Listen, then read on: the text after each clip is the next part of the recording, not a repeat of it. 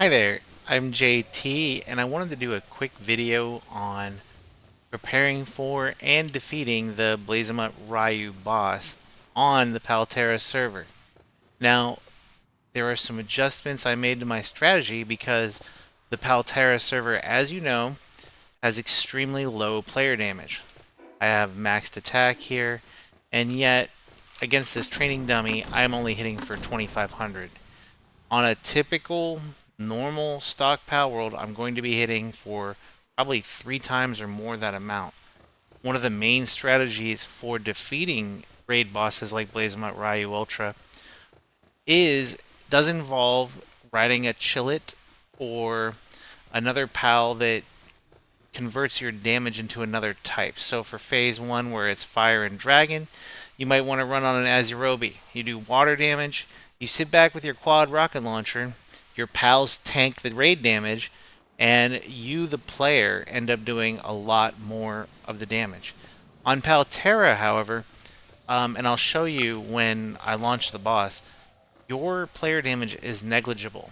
And so you have to keep that in mind when designing your raid. You need the pals to do as much damage as possible because they do about 70% more damage than normal. The boss also does 70% more damage than normal.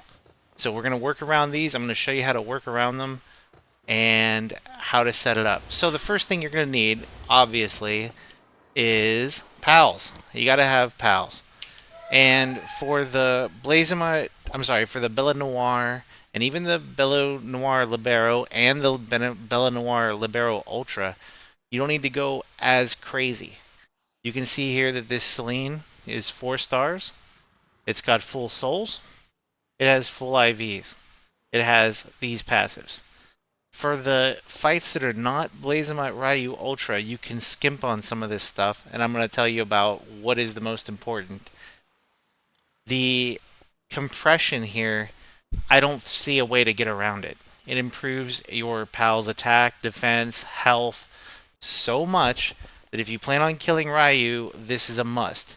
And so it's time to get those cakes cooking and find whoever you want to fight, the boss. Now, you don't have to pick Celine. I picked Celine because since she's neutral damage, her effects work well on both phases. However, because she's a dark type, she gets absolutely gutted by the dragon damage that Ryu places out. She also has a pretty weak defense stat, even with full defense, and this comes back to kick you in the butt. Celine cannot wear the legendary passive, which causes a problem. Legendary gives you 20% extra defense. Celine can't have it. And so even this Blazamut, well, actually, he's pretty weak on defense, but he's not really full combat. But other pals are going to be able to withstand the attack better.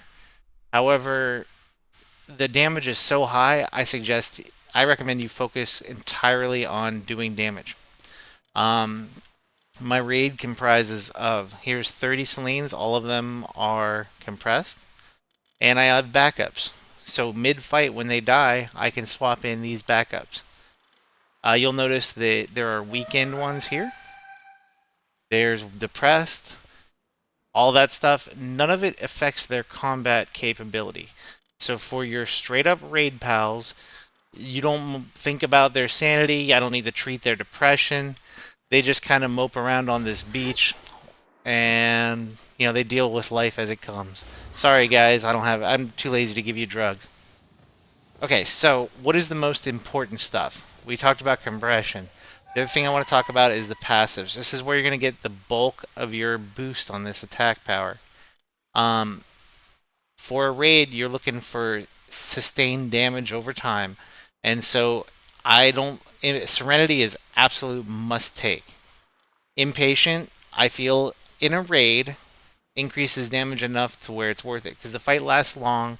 The shorter cooldowns mean you're doing more skills. Musclehead is a straight up 30% attack boost. Don't use it on your base pals, obviously, but man, you can't say no to that. And then I chose Ferocious for my last.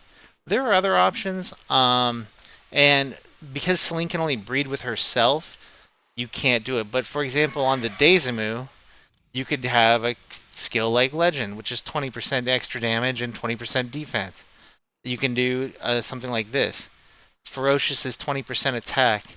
Let's suppose I wanted to do something more specialized, like I don't know.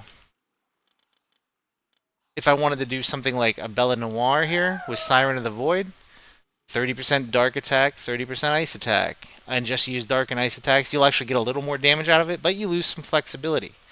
It's up to you how you want to configure your raid. The skills, the actual skills you use in the raid, can vary. Do not be distracted by the numbers that are on them. This is something that you have to test. The reason I like Celine is because just a regular Celine with no fruit comes with 3 great raid skills. Holy Burst hits multiple times and hits hard.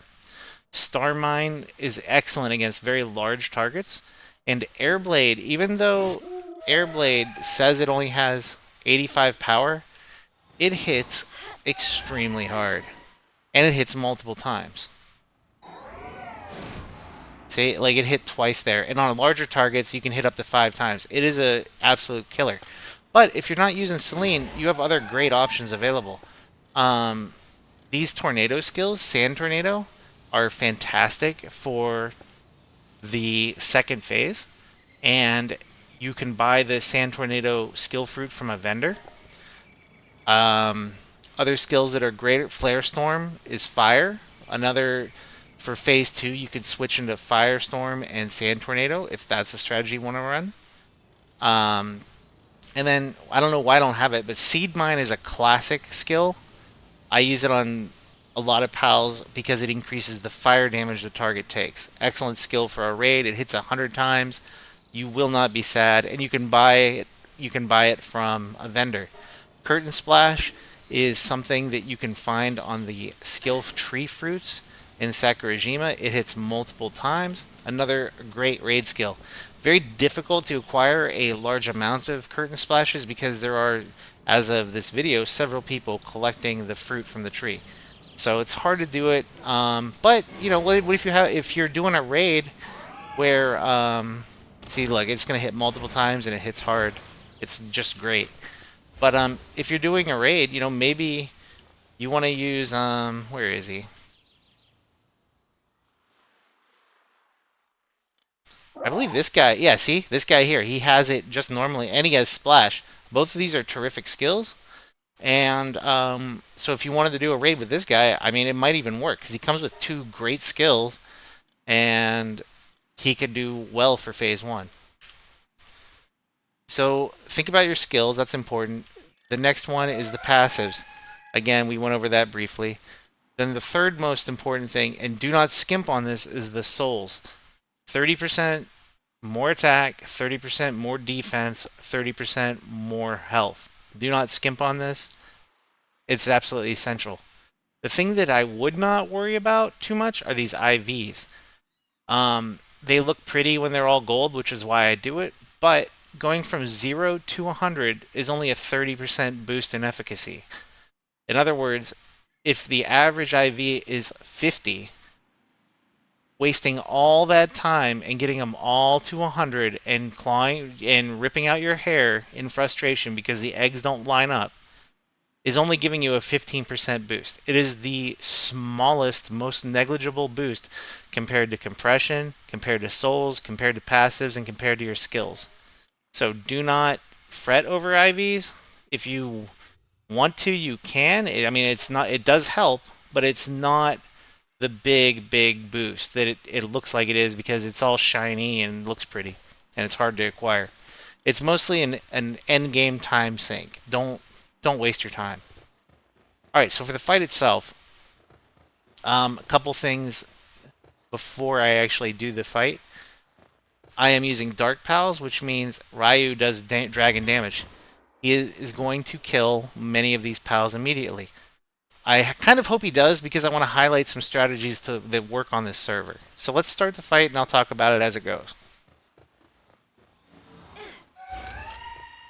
One thing I like to do when I'm starting the fight is to kind of get behind it, face away from the raid, and then attack him immediately, hoping that the first attack goes on me and kind of spares my friends.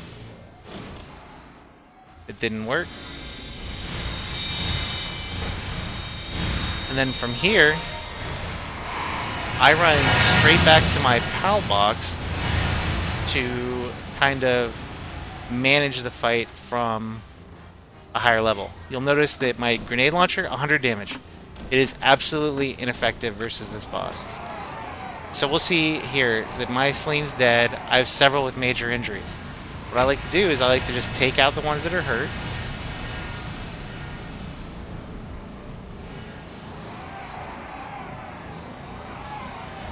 And I swap in fresh ones. This fight is going extremely well. It's already in the phase 2. So phase 2 comes, and oftentimes he gets an attack here that will kill a large amount of your raid. There it is. So this is going to be an easy win, it looks like. But I want to show you what happens if, let's say he wipes your raid. I'm going to try and put them all away. And he will wipe your raid occasionally. Okay, there he is. So there's no pals in base. You'll notice that because the server damage for our pals is so high, I still have 8 minutes and 33 seconds left. What you do when this happens, your raid is dead, but, you know, you have time on the timer. You can simply leave the fight. Oops. That's one way to leave the fight, I guess. I was trying to hop on my jet dragon, but he wasn't playing with me. But you can simply leave the fight, teleport to another base, and you'll notice that the timer is still ticking, 8 minutes. Remember, your pals do so much damage that you can actually come back and double dip. Drop your dead pals in a base, like this. Your transporters will pick them up and take them to the bed.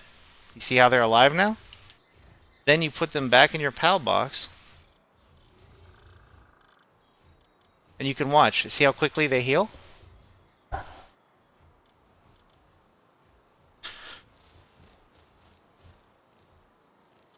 And so we can revive all of these little Celines. Get them all healed up. And you can do this with a ton of pals because you have time. The amount of damage your pals do is going to be extremely high. And so you do have the time to waste coming back home, reviving them all, letting them heal back up. Maybe if they're low on food, you can swap them into your team and have them eat from your bag. There we go. Everybody's back alive. We're going to wait for this to come back. Well, we don't need to. And then I'm going to teleport to a place near the base.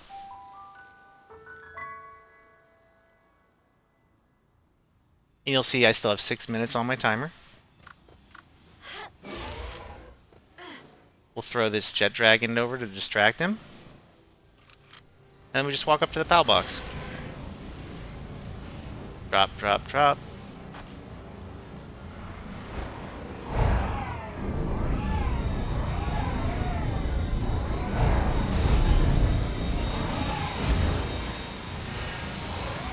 And that's the fight. Boss eliminated. Easy win. Absolutely trivial once you have the proper setup. After the fight's over, you just put everybody in your box. Let them heal up. If you want, you can deploy some water guys to put the fires out. You build another summoning altar.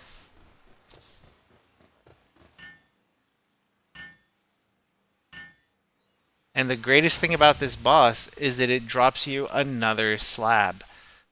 You get 2 IV fruits to increase your pal's IVs. You get training crystals to increase their level. And you get another slab. You also get the egg.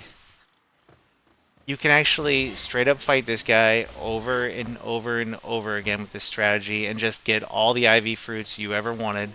And that's how, I made my turkey with perfect IVs because I've farmed this guy long enough to have a significant amount. And it doesn't take too long. Like, each fight's worth 2. And if you go to my base here,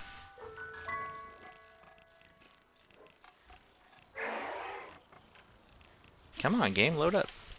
If you go to my base here, you'll notice that I've accumulated a pretty significant amount of IV fruit.